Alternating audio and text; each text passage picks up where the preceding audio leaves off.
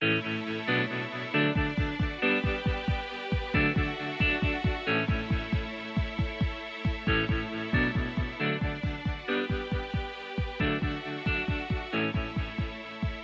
hour of the Costa Report is brought to you by Dole Food Company, the world's leading producer and distributor of fresh fruits and vegetables. Welcome to the Costa Report. I'm Rebecca Costa. Thank you for joining me for another 2 hours of straight talk radio. I want to welcome veterans and active service members who are tuning in from around the world, and also new listeners who are joining us on affiliates in New York, Wyoming, New Hampshire, Washington, Idaho, and from coast to coast. This week, we're going to take a break from nonstop election coverage to look at the really big picture. Sometimes we get caught up in so much bickering and minutia, we lose sight of our place in the universe. And so we're going to try to put politics into the right perspective. In a moment, one of the first men to walk on the moon, astronaut Buzz Aldrin, will be joining the program to explain just how close we are to a manned mission to Mars and why it's so important to keep our eye on the prize. So stow away those tray tables and tighten your seatbelts as we prepare to travel to the mysterious red planet. But before Mr. Aldrin joins us, as is my custom each week, let me tell you a little about his background. Edwin Eugene Aldrin Jr. was born in Montclair, New Jersey. He earned the nickname Buzz during childhood, courtesy of one of his sisters. Aldrin earned his undergraduate degree from West Point, after which he served in the United States Air Force as a jet fighter pilot. In 1963, Aldrin earned his doctorate degree from MIT. His thesis was devoted to manned orbital rendezvous, paving the way for Aldrin to be admitted into NASA's astronaut program and earning him his second nickname, Dr. Rendezvous. From here, Aldrin was unstoppable. He was selected for the Gemini 12 mission, where he set the record for extravehicular activity, and also handpicked for the history-making Apollo 11 mission, where he and Neil Armstrong became the first humans to set foot on the moon. Following a distinguished career with NASA, Aldrin headed up the Air Force Test Pilot School at Edwards Air Force Base for a brief period before retiring in 1972. But Aldrin has an interesting definition of retirement. Since that time, he's authored several best-selling books, founded the Space Studies graduate program at the University of North Dakota, starred in several movies and Dancing with the Stars, created his own computer strategy game, launched the ShareSpace Foundation, and started Buzz Aldrin Enterprises. And in between all of that, he designed the Aldrin Cycler, something we're going to hear more about later in today's program. It's my pleasure to welcome to the Costa Report space pioneer and American hero, Mr. Buzz Aldrin. Thank you for joining us today, Mr. Aldrin. Hey, I'm happy to be with you as I'm driving streets of Philadelphia, Pennsylvania. Not an election tour, of course, but I have an update or two. I'm not sure you mentioned that I don't live in Los Angeles anymore. About a year ago, I moved to the Florida coast at Satellite Beach, and I have founded the Buzz Aldrin Space Institute at Florida Institute of Technology. Yes, well, the line of accomplishments that you have achieved since your days at NASA are so extensive. I don't know, Mr. Aldrin, if we could get them all in. That's all right. I'll try and gloss over what's significant.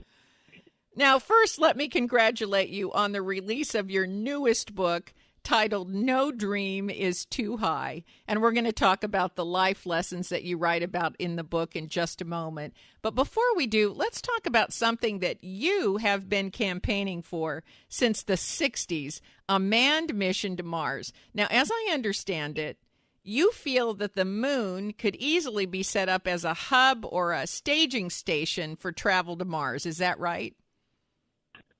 Not exactly those technical terms, more of a proving ground that is very attractive to international partners, which might be called an organization of global lunar consortium of nations. And what would be there at the moon would be a global lunar complex of many, many different features for use by international partners who in the near future could join the U.S. being moon lander capable nations, and that's European Space Agency, Russia, Japan Space Agency, JAXA, and of course China. But I do believe that when you talk about colonizing in outer space, most of your focus has been on colonizing Mars and perhaps using the complex on the moon as a place to get acclimated, to train, as maybe a way station for vehicles to refuel, reload up before they make the longer journey to Mars. Is that right? You're coming pretty close. Okay, I'm glad I am. A lot of people think that we got to make a choice between picking up where we left off 50 years ago and concentrating our efforts there. That would be competing probably with the Chinese. And that's not a very smart thing to do. It's much better to work with the Chinese, but to invite them into a established organization that is gearing for the future, that consists of the other three nations, space agencies, and the U.S. in a unique position of guiding, technically assisting with the elements particularly needed to be able to carry on missions to Mars a little bit later, and that emphasizes a fuel depot on the surface of the moon, perhaps powered by a nuclear reactor, and available to refuel spacecraft in the vicinity of the moon, or that would be preparing to depart from Earth vicinity toward Mars, and that would mostly be refueling in low Earth orbit. Yes, and I think that one of the most outstanding recommendations you've made is that the first colonists should plan on a one-way trip to Mars. They should volunteer as colonists that are going to go there and create an actual community rather than think about going and returning. Well, I know from experience that if I begin to introduce a sequential evolutionary with intermediate objectives toward Mars, that I'll turn off a lot of people who in the government feel like they would be responsible for sending U.S. citizens on a one-way trip where they might die. Well, so we have to educate some people. The fact of the matter is most all, if not all, plans for going to Mars now involve visits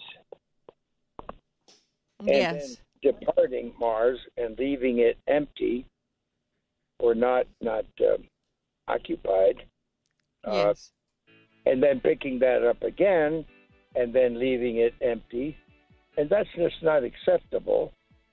You can have smaller numbers of people. Yes, well, I think what you're talking about is a longer-term plan. Unfortunately, we have to take our first break, but stay right where you are. We'll be right back with more from Buzz Aldrin. You're listening to the Costa Report.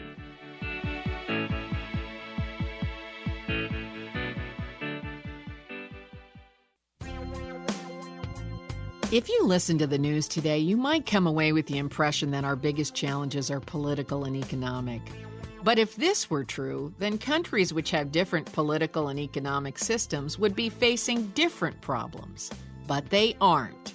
Every government and every nation is struggling with job creation, debt, immigration, climate change, terrorism, healthcare, energy, and wild swings in financial markets. So something else must be going on.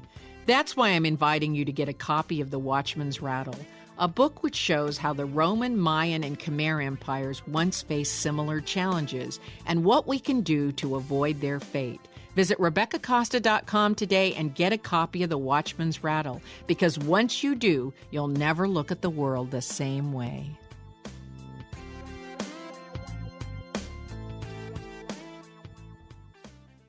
If you're wondering what to do with all that data you're creating, do I have an offer for you? Tableau is drag-and-drop software that people of any skill level can use to analyze and turn data into something actionable. That's right, I said actionable. And isn't that what all that data is for? With Tableau, you can connect to any data in virtually any format and visualize it on the fly. Databases, spreadsheets, even big data sources are instantly combined into usable charts, graphs, reports, and dashboards. People can analyze data and drag and drop at 10 times the speed of a traditional business intelligence system. But the most impressive thing about Tableau is that anyone can use it. And just to prove the point, you can get a free 14-day trial from Tableau just by mentioning you heard this ad. But do it now, because this offer won't last. For your free 14-day trial, visit Tableau at tableau.com/Costa. That's tableau.com/Costa. Tableau software. What's your data trying to tell you?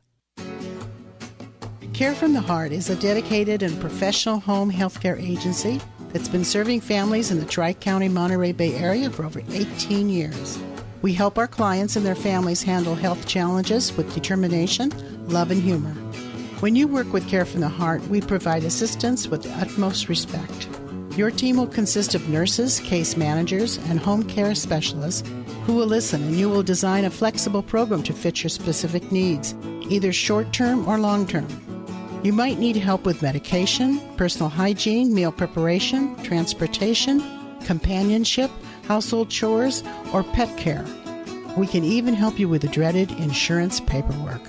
If the time has come when you must step into the role of caregiver for a family member, naturally you'll have questions and concerns.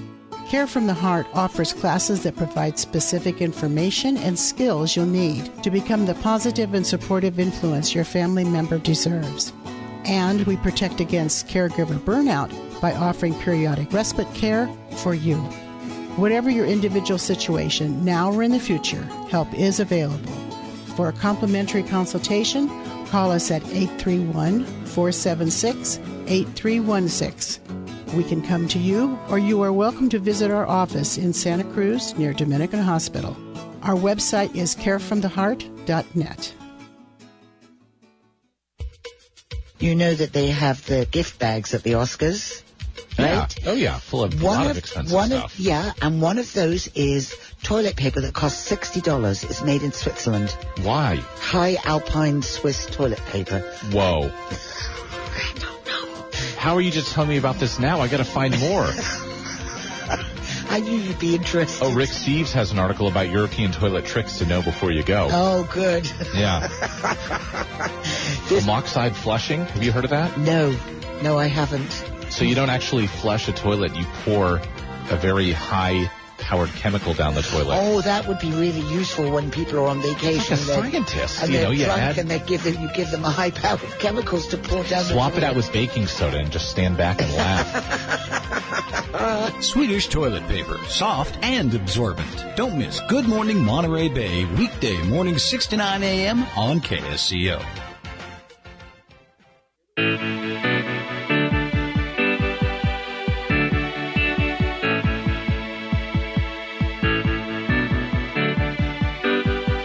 Welcome back to the Costa Report. I'm Rebecca Costa, and my guest today is legendary space pioneer Buzz Aldrin.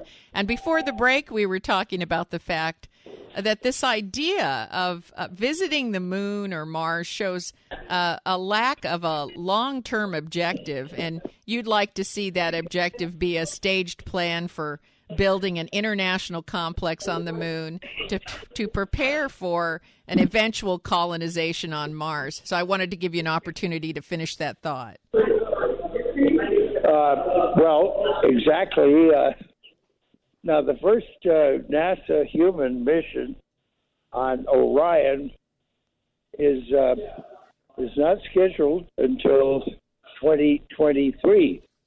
But I'm trying to do some partnerships and some finagling with contracts out of NASA headquarters so we can have a spacecraft in orbit, a human spacecraft, in 2018 that can be visited, and then another spacecraft in lunar orbit by 2019, so that it can be in celebration of July 20th, 2019, which is the 50th anniversary of Apollo 11 first landing on the moon. I see. So you're trying to time it to the anniversary. Yes, because there will be many observances of what people are going to be calling the Apollo Golden Legacies.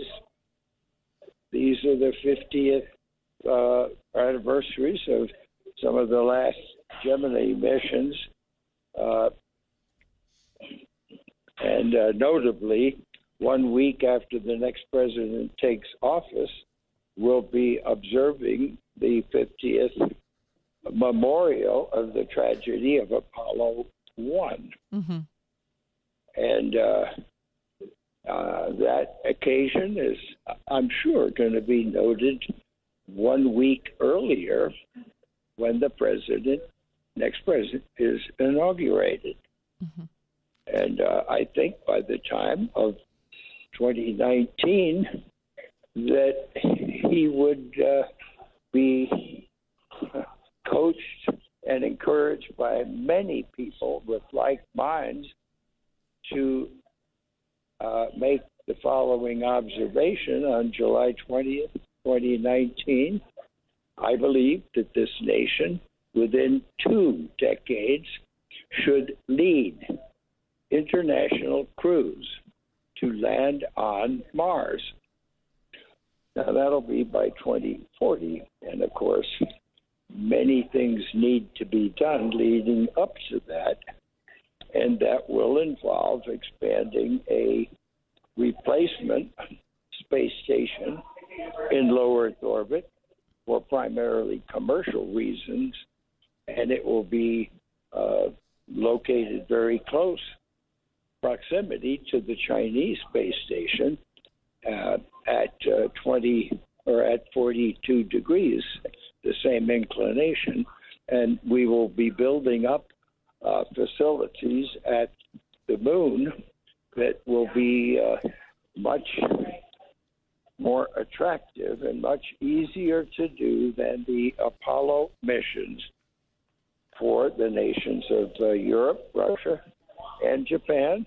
And of course, China would be most welcome to be a part of that, as that is built up to test the designed lunar base, but designed by the U.S., which will be the base that we would be putting on Mars.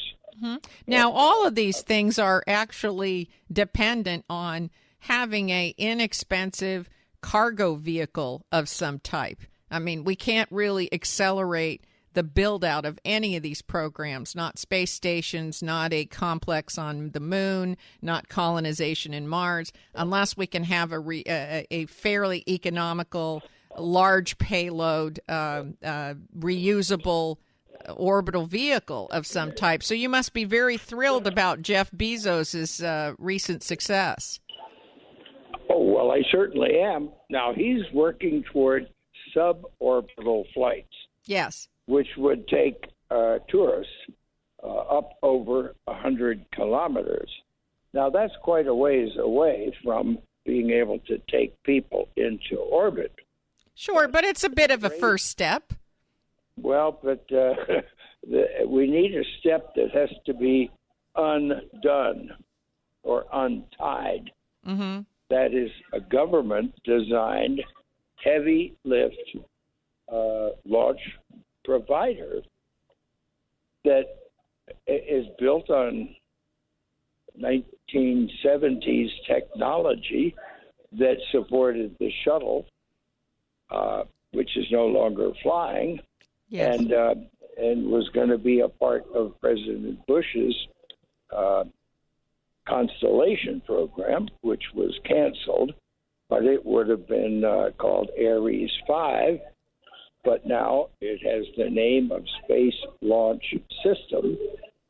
Again, a government design, but it stems from early technologies, much earlier, and many people, engineers from various backgrounds, think that it is just not suitable for what we should be doing in the near future. Yeah, it's old technology, and of course the problem still gets back to how do you get these large payloads of material out of the Earth's atmosphere? Well, the big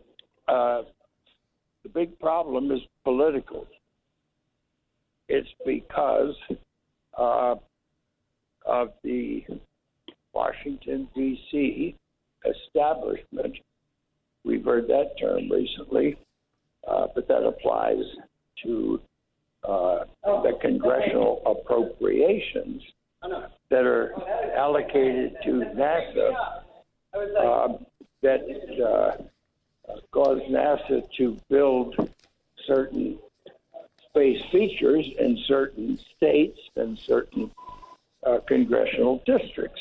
Yep. And, of course, all of those have congressmen, senators that want to see things done in their state. So, I'm involved in... Well, it's a big problem. I mean, we've got Congress people who think that you can make incremental cuts of budgets and still maintain a program that is 10, 20, 30 years out. That's like having half the money for surgery and asking your surgeon to just do half the job. It doesn't really work that way. We've got to take another commercial break, but stay where you are. When we come back, we're going to talk about the Aldrin Mars Cycler, something that you really want to hear about. You're listening to the Costa Report. Big data is being generated by everything around us all the time. Every digital process and social media exchange produce it. Systems, sensors, and mobile devices transmit it.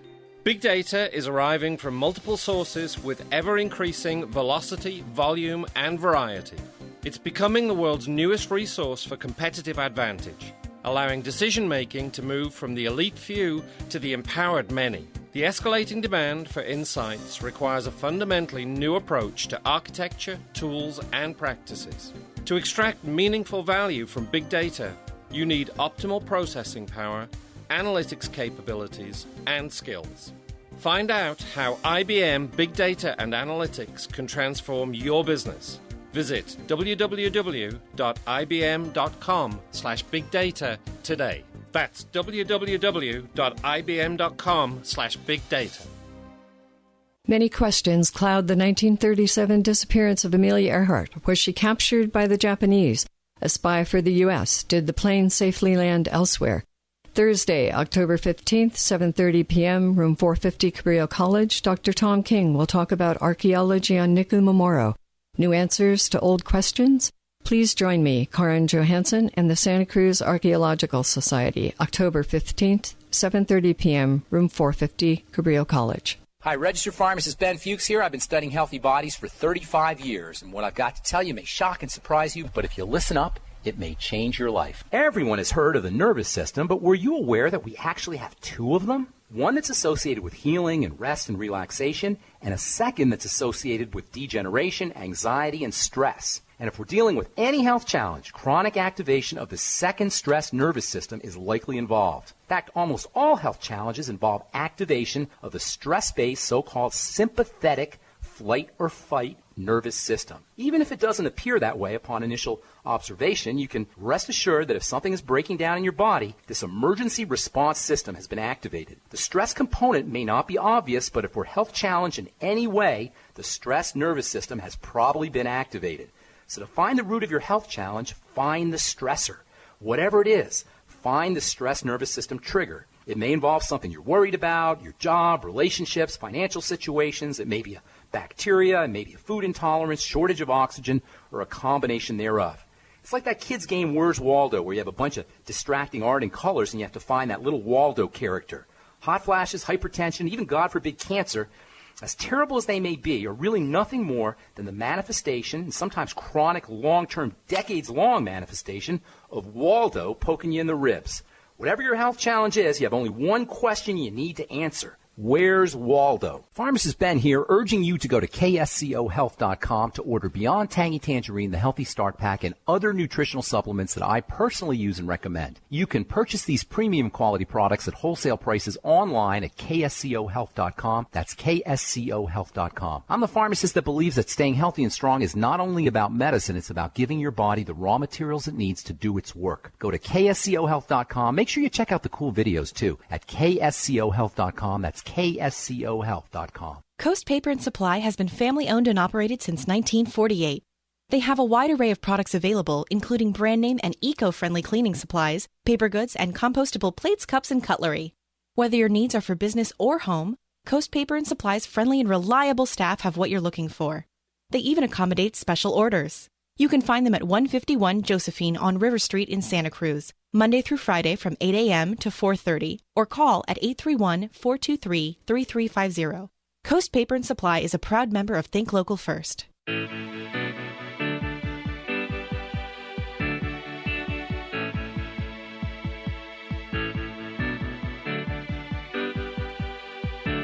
Welcome back to the Costa Report. I'm Rebecca Costa, and if you're just joining us, our guest is Buzz Aldrin. And before the break, you were speaking about the fact that politics plays a bigger role than many of us think in terms of both the ability to fund these long-term space exploration projects, but also sometimes our ability to collaborate with scientists in other nations. Did you want to make a few more comments on that? Yes, I did. What I'm working on right now is trying to get a partnership between several companies, a major company like Lockheed Martin or Boeing, that could partner with a company that can do inflatable spacecraft, Bigelow, and another company that has the Cygnus spacecraft, which takes cargo up to the space station. It's orbital ATK. And Bigelow could put a space hab up in low Earth orbit, and orbital ATK could put slightly revised, upgraded Cygnus spacecraft in a lunar polar orbit. And that would be the starting of building up the facility in low Earth orbit so that it begins to look like the cycling spacecraft that eventually will be in a permanent orbit around both Mars, Earth and Mars. It's a permanent orbit that can have spacecraft join up with it as it swings by the Earth and then get off of it when it swings by Mars. And if a spacecraft is around only one gravitational field, like the Earth, we can still call it a cycler if it is something that looks very much like it, but a very early version, and we will be growing it more and more to look like the finished project, which will be taking landers from Earth and taking them to Mars, where they will land on Mars or on the moon of Mars. Now, most of the people listening today, Mr. Aldrin, are not scientists. We're not astronauts and aren't necessarily trained in the field of any scientific endeavor. To me, the best analogy of this is the way that the trains work. They go in a loop, right? And you can get off at any station, get your business done, get back on again. Are we talking about something that's similar to that loops around Mars and the moon and the Earth? And is that what we're talking about?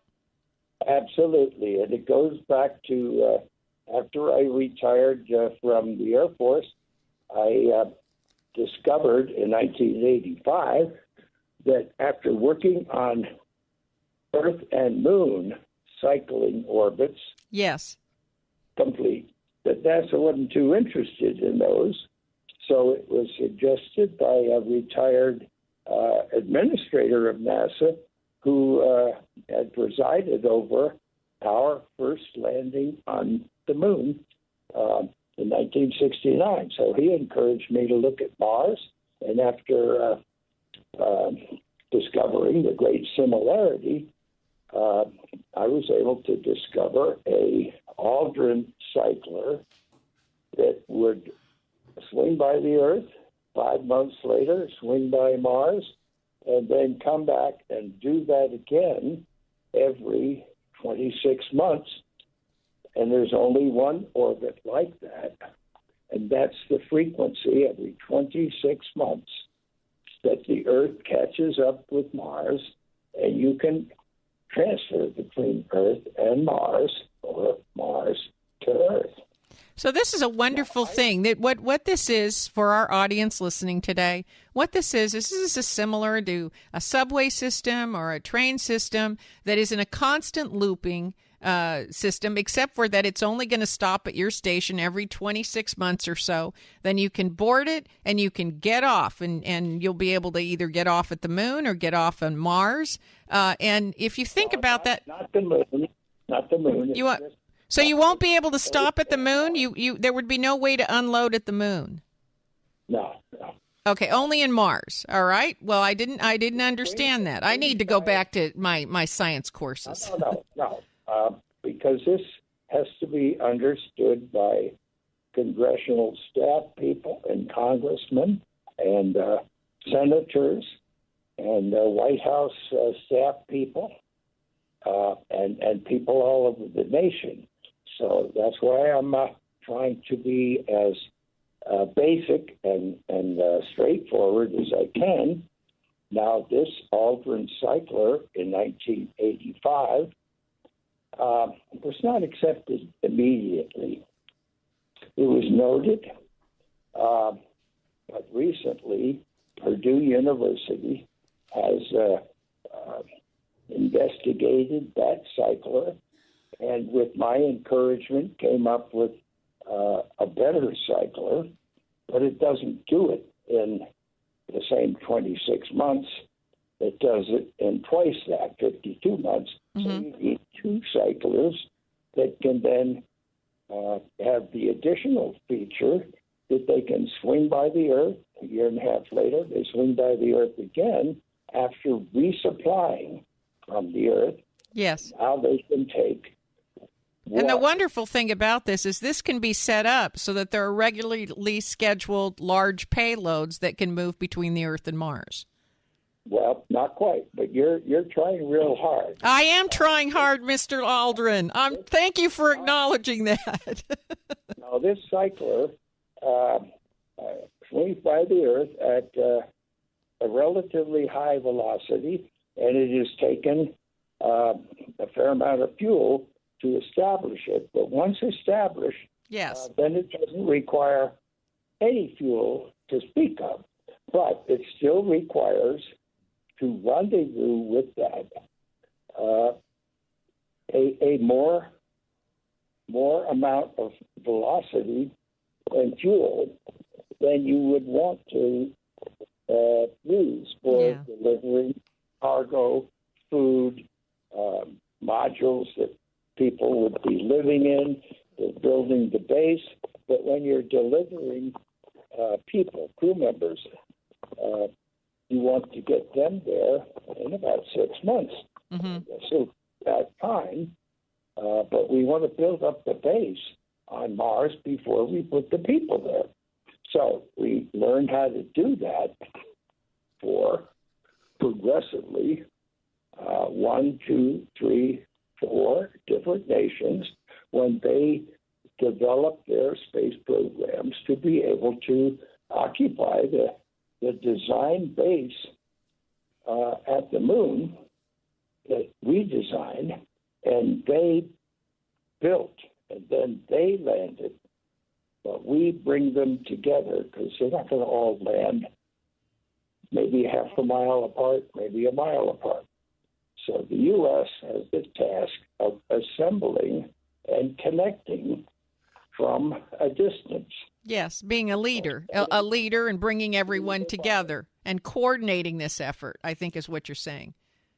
And we want to develop the capability of turning the ice that's in some permanently darkened, shadowed areas for millions and millions of years, radiating heat away so the temperature is minus 250 degrees centigrade. And there's ice in there, and we have to get that. Mr. Aldrin, we have to take another hard break, but please stay where you are. When we come back, we'll talk more about these international space agency cooperations and the key to getting to Mars. You're listening to the Costa Report. Do you love creating salads as much as you enjoy eating them? Hi, I'm Amy Tobin, cookbook author and culinary expert. Dole inspires fresh and wholesome dishes for any meal with their wide selection of salad blends and all-natural salad kits. From the mild and tender texture of sweet butter lettuce to the crunch of classic romaine sprinkled with colorful shredded carrots and red cabbage, Dole has over 30 salad blends to satisfy every palate. If you're looking for the ultimate in convenience, try Dole's unique salad kit combinations that include farm-fresh lettuces and vegetables, mouth-watering all-natural toppings, and specially made dressings. It's all you need to make a distinctively delicious salad. The possibilities are endless. Visit www.dolesalads.com for recipes and other ideas to feed your culinary imagination. Caraccioli Cellars recently celebrated their 5th anniversary of their tasting room. This is what enophiles had to say. My name is Samantha Cooper. The wines are so beautifully crafted, and you take so much time and effort that goes into making it. 4 years to make one bottle of wine, and they're just beautifully crafted, and they come out so amazing. My favorite would have to be the Brut Rosé. It's very near and dear to my heart. It was my wedding wine, actually. They loved it. Edmund Benich. I love the cuvee. I love the sparkle. It tickles my nose. Sarah Hines. I've been drinking Caraccioli for 5 years, and I love it. You know, I'm across the board on this. I've been drinking their sparkling wine for some time, and I love them all. I entertain a lot. I enjoy entertaining using the Caraccioli wines. Visit the Caraccioli Tasting Room on Dolores Street in Carmel by the Sea, or find us online at caracciolicellars.com, or reach us by phone at 831-622-7722.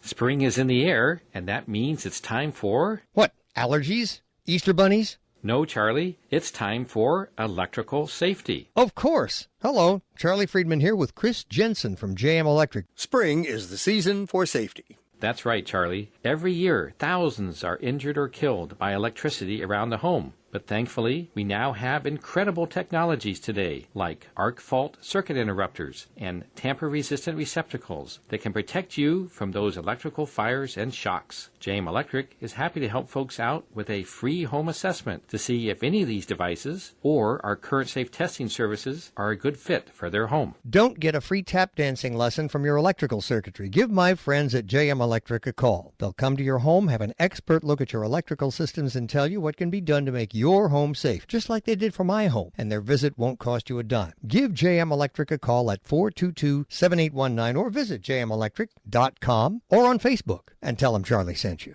Have you noticed that food just doesn't taste good anymore? Why is that? If you eat food, you'll want to know this. Our fruits, grains, and vegetables contain less and less nutrition every year. Chances are even your organic plants don't have anywhere near the 70-plus minerals that make a plant healthy and delicious. Listen up, home gardeners, farmers, growers, and lovers of good food. This is Andy Anderson telling you that you can go beyond organic. Perk up your plants and revitalize your fields with Bloomin' Minerals from Longevity. This marvelous soil conditioner will remineralize your soil with up to 76 organically bound earth elements. That means healthier and better looking crops that resist bugs, mold, cold, and other nasties that can wipe you out. Commercial farmers are reporting faster growth, more yield, and higher brick scores. That means better tasting food for you and me. Get Bloomin' Minerals in powder and liquid form, from a spray bottle for houseplants to 55-gallon drums for professional growers. Call us now to order toll free, 888-245-0300. That's 888-245-0300.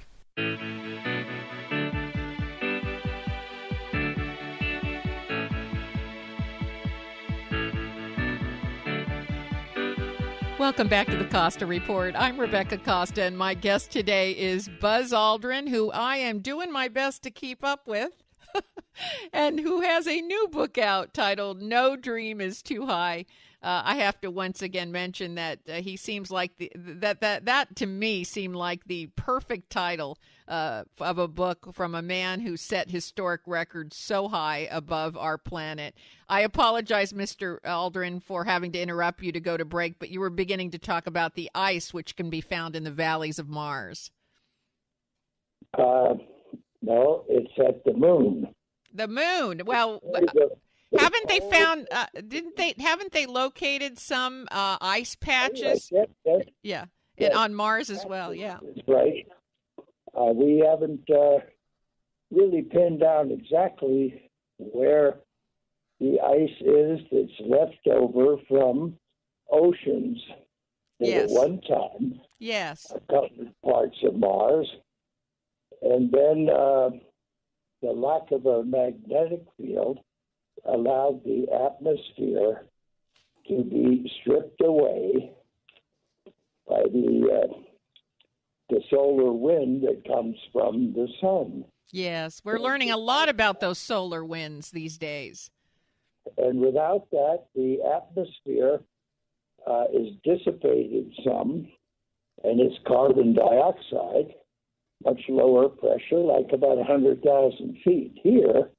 So then the oceans freeze, and the winds blow, and the winds blow dust that covers up the oceans after some have evaporated a fair amount.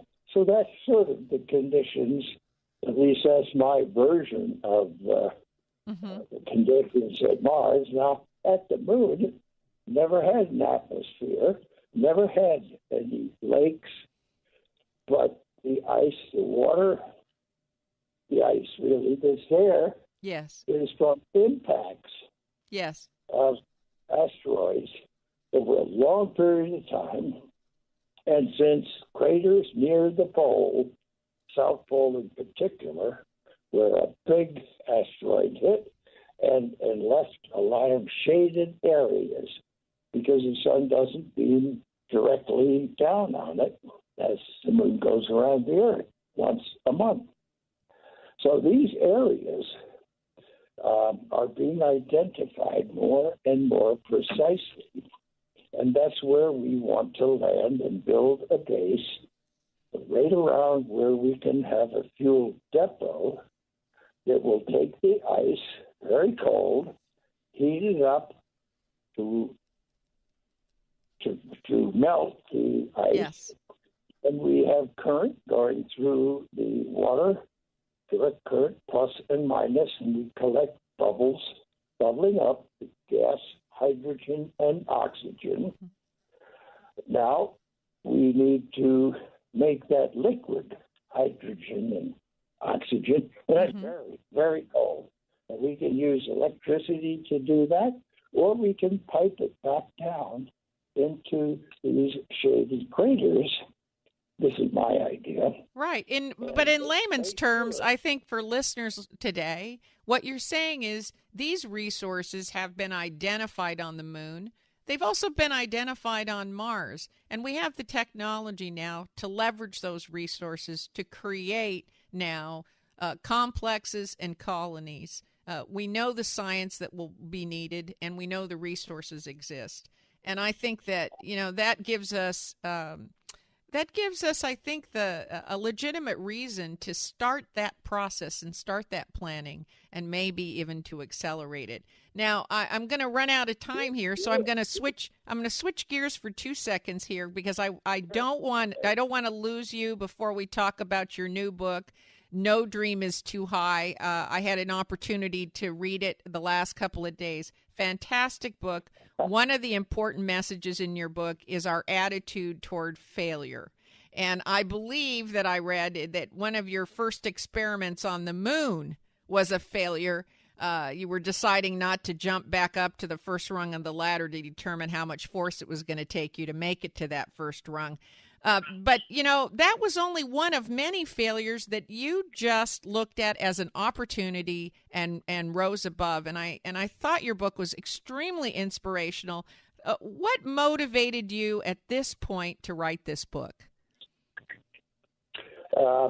I've been trying to create an impression among people that I am very active in ordinary things, in addition to concentrating very much on a very inventive mind, a creative mind that looks at my experiences, my education, what other people are doing, and tries to do it better than I see it. And in many ways, I have been very successful at doing that.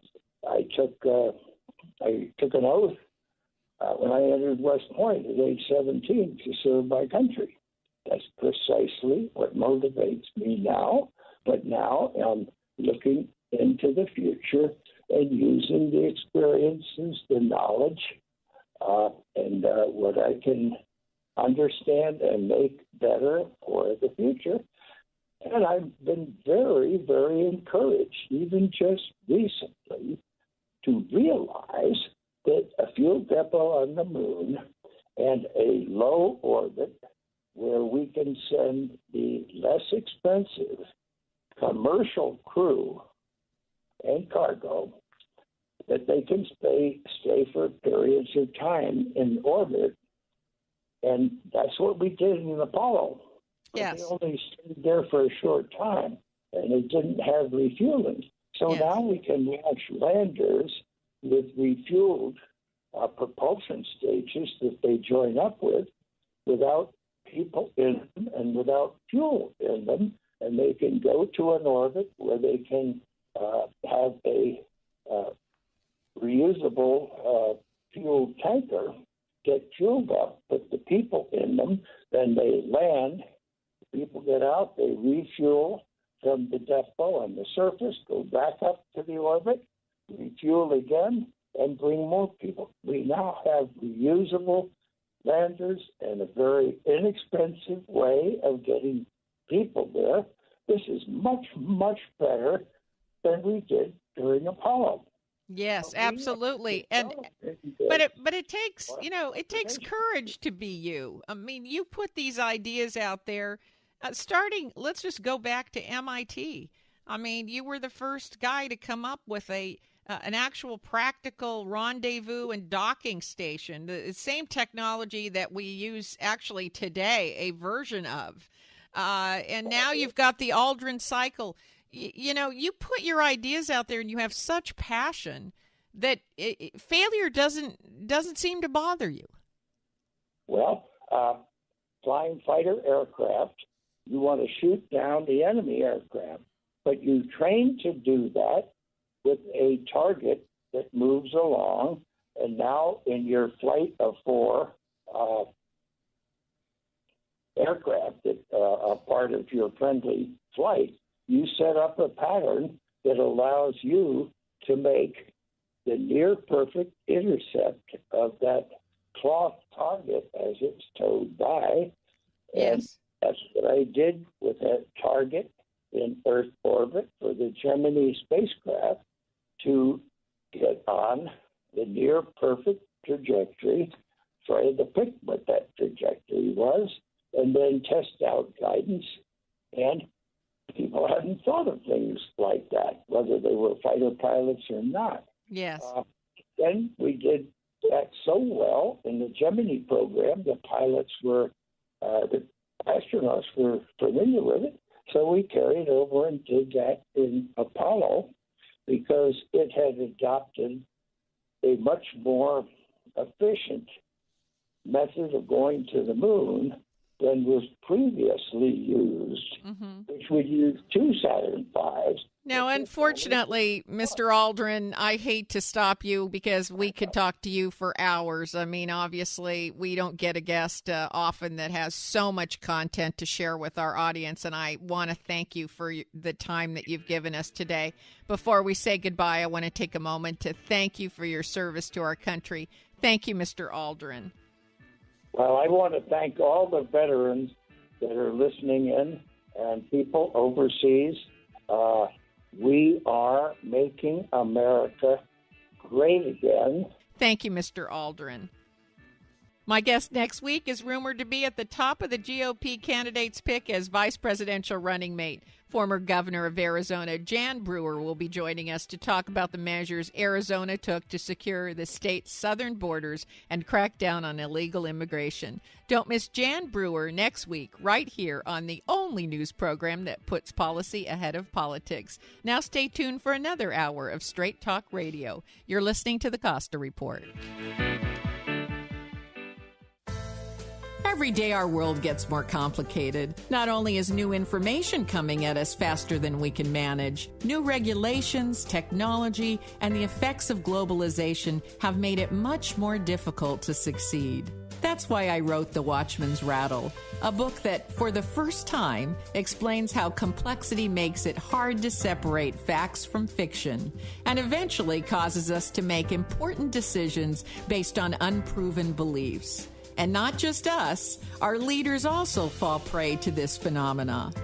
But here's the good news. Once you know the symptoms to watch for, you can safeguard against them. So please, go to RebeccaCosta.com, that's RebeccaCosta.com, and order your copy of The Watchman's Rattle. It only takes a few minutes and the shipping is free. That's RebeccaCosta.com. Do it now. You'll be glad you did. Sylvia Panetta again, inviting you to join us for the next event of the Leon Panetta Lecture Series. Secretary Panetta is discussing An America in Renaissance or Decline, the challenges facing a new president. Monday, April 18th, will focus on jobs, debt, and taxes with economic and financial experts Mitch Daniels, Austin Goolsbee, and Ron Insana. What about our children's future? Will they have good jobs, a balanced budget, a strong economy? These are critical issues. Please join us. Call 831-582-4200. It's always open house at the Mike Young Real Estate Hour, and you are always invited to walk right in and join the discussion. Hello, I am Mike Young, and I love talking real estate with all the experts and with you. So get a jump on the Real Estate Weekend every Friday, 7 p.m. on the Mike Young Real Estate Hour, right here on Listen and Be Heard Radio KSCO. The Mike Young Real Estate Hour is brought to you by Thunderbird Real Estate, Real People Selling Real Estate, by Rick Williams at American Pacific Mortgage, and by Steve Manville at Farmers Insurance. Friday at 7. See you then.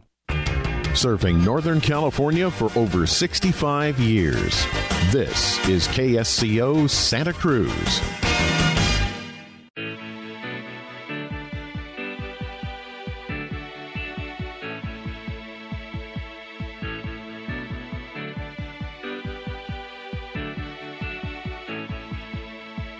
This hour of the Costa Report is brought to you by IBM. Big data at the speed of business. Welcome back to the second hour of the Costa Report. I'm Rebecca Costa, and during the first hour of today's program, we spoke with legendary astronaut Buzz Aldrin, who, as you heard, has become one of the biggest advocates for a manned mission to Mars. And he isn't just talking about going there and returning. According to Aldrin, that would be nice, but it also makes NASA's mission look more like a hobby than something with a clear long-term goal in mind. According to Aldrin, the real reason that for landing on the moon has now only recently become clear. In other words, sometimes while you're aiming for X, you end up discovering Y. This happens to scientists all the time. Take an active ingredient in Rogaine, for example. It was originally developed to treat high blood pressure, but it turns out along the way it was discovered that it was better at stimulating hair growth than treating blood pressure. So we don't always end up where we're headed, and I think that in some ways this is Aldrin's point. The moon was treated originally as an end goal. Let's just go there and have human beings stand on the surface of the moon. Just get them there and get them back. That was it. But now Aldrin says the moon landing has a larger purpose, an important role to play in the eventual colonization of Mars. And though we may not have known it then, we know it now. Aldrin advocates building what I would call a way station, a staging area, what Aldrin calls a complex, international complex on the moon, so that the first part of the voyage from the Earth to Mars would be from the Earth to the moon. This would allow colonists to acclimate to life in space before continuing on to the longer part of the journey to Mars. What's more, Aldrin says the trip to Mars should be a one-way ticket. The idea would be to screen potential colonists carefully so they understand and they're certain about their decision never to return to Earth again. They have to be like the early pioneers. They have to have a strong will, a commitment, and an understanding that their life's work now is to build out a habitat which will sustain humans. But to achieve Aldrin's vision, a few things have to happen first. For one, we have to have the ability to move large payloads of cargo into space, and I do mean big. We need to be able to move these into space inexpensively. It's not going to be easy to get the supplies needed to build out a moon complex or to Mars. It's not going to be easy to keep colonists supplied with necessities like water, food, spare parts, and so on once they get established. And to that end, the work Jeff Bezos, Richard Branson, and Elon Musk are doing to make inexpensive suborbital flight possible, to me, is the first step toward colonization elsewhere in the universe. They may only be in suborbital, but the larger fuel issues are to get into suborbital and then from there to leave the Earth's gravitational pull. But you got to start somewhere. So in my view, working on human and cargo transport is the key. Now, second, this is a venture that's going to require the best and brightest humankind has to offer, which means a collaboration like no other. And to this end, nationalities, cultures, religions, politics, and other differences, they've got to be set aside. You heard it here on this program from the former commander of the International Space Station a few weeks ago. China has invested heavily in the race to space and is extremely close to taking the lead. And it would be foolish for the United States, who now spends about 0.5% of the federal budget, down from 4% in NASA's heyday on space exploration. So it's important to allow scientists to share information without government interference, not just with China, but Russia and Japan too. To the extent scientists no longer live in fear that they're disclosing information that's illegal or treasonous, or at the very least will get them fired, collaboration should be allowed to grow. And third, it's important for government leaders to understand that the nature of scientific development is not such that it lends itself to incremental budget cuts. If a new administration takes office in Washington, or the Congress comes under new leadership, and they decide tomorrow to cut the budget of a project which will take 10, 20, 30 years, say a project like the manned mission to Mars, it simply isn't a matter of scaling back the money for that project. That's like having half the money to pay a doctor and then asking them to do just half the surgery. Science doesn't work that way. It takes 100% of some effort, let's call that effort X, to be successful. And the most wasteful thing a government or a company can do is spend 80 or 90% of X and never achieve success. In other words, 80% of what it will take to get to Mars is the same as saying we're not going to Mars. Not all budgets are scalable. They're not like cutting back on office supplies 1 month. And in this way, NASA's budgets need some kind of legal immunity similar to entitlement programs that we currently have. They have to be protected, or we may soon find that we get very little for our money spent. Aldrin, in the long run, he may be right about the important role a moon base will ultimately play in the colonization of Mars and elevating humankind to the first two-planet species.